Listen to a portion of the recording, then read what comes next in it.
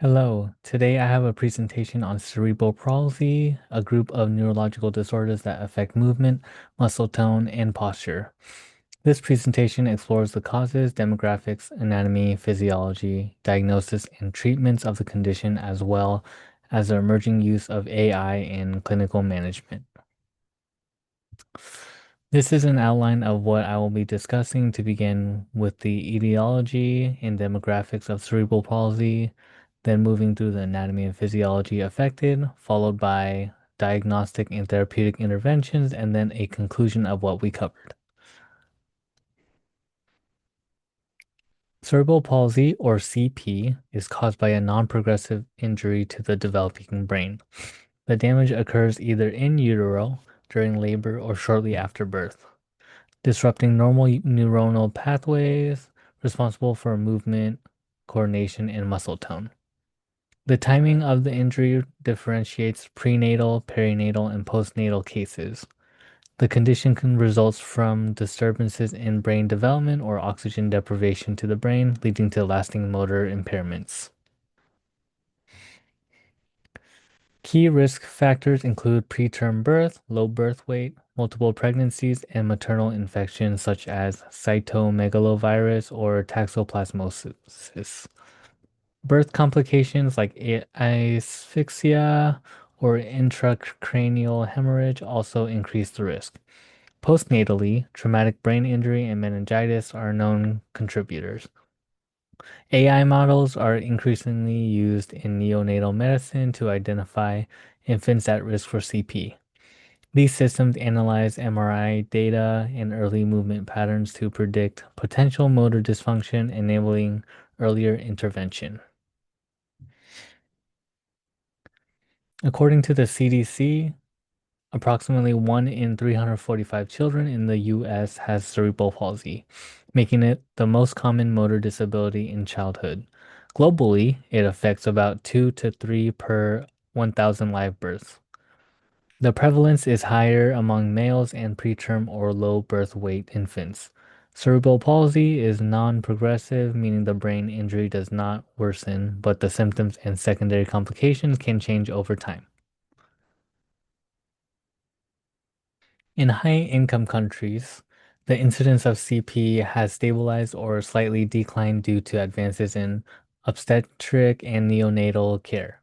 However, in low and middle income countries, the prevalence remains higher due to limited access to quality perinatal care.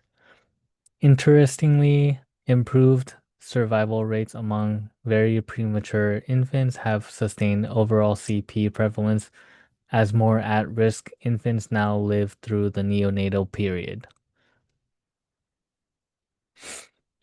CP primarily affects areas of the brain responsible for motor control, such as the motor cortex, basal ganglia, and cerebellum.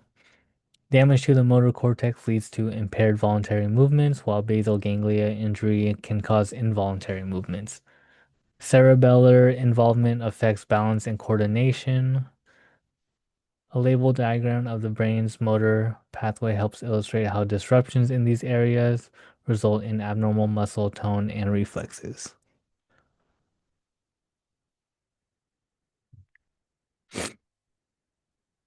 Anatomy. There are several major types of cerebral palsy classified by movement abnormalities and the regions of the brain affected. Spastic CP, the most common type, involves increased muscle tone due to pyramidal tract injury. Dyskinetic CP involves involuntary twisting and writhing movements and arises from basal ganglia damage.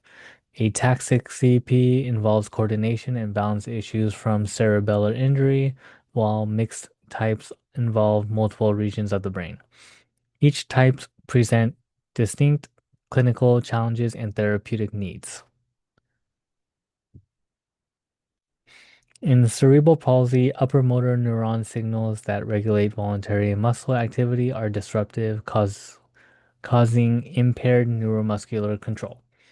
This leads to abnormal muscle tone, either hypertonic, spastic, or hypotonic or flaccid.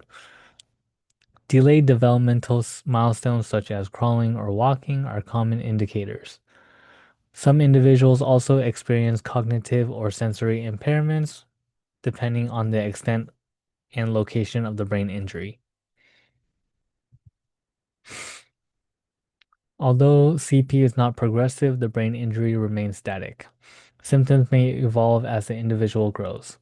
Secondary musculoskeletal issues such as joint contractures, scoliosis, and muscle deformities can develop. Seizures, feeding difficulties, and communication challenges are also possible. With proper care, most individuals with mild CP have a normal lifespan, while those with severe cases may experience reduced expectancy. Cerebral palsy diagnosis relies on clinical observation, neurological assessment, and developmental screening. Physicians assess motor tone, reflexes, and developmental milestones. MRI imaging is used to detect brain malformations or lesions. AI-assisted diagnostic tools are emerging using deep learning to analyze infants, MRIs, and predict CP risk earlier than conventional assessments. Early detection is crucial for initiating therapy and improving long-term outcomes. Cerebral palsy treatment is multidisciplinary, involving physical, occupational, and speech therapies to enhance motor and communication skills. Medications such as baclofen or botulinum toxin injections help reduce muscle spasticity. In some cases, orthopedic or neurosurgical interventions like tendon lengthening or selective dorsal rhizotomy are necessary. AI-based rehabilitation platforms now assist in personalized therapy design, progress tracking, and outcome prediction. Cerebral palsy represents a lifelong neurological condition resulting from early brain injury that affects motor control. Although it cannot be cured, early diagnosis and comprehensive management significantly improve outcomes. Advances in medicine, rehabilitation, and artificial intelligence are enhancing both diagnosis and treatment, leading to better quality of life and independence for individuals living with CP. And these are my references. I hope you enjoyed my presentation and thank you for listening and have a good day.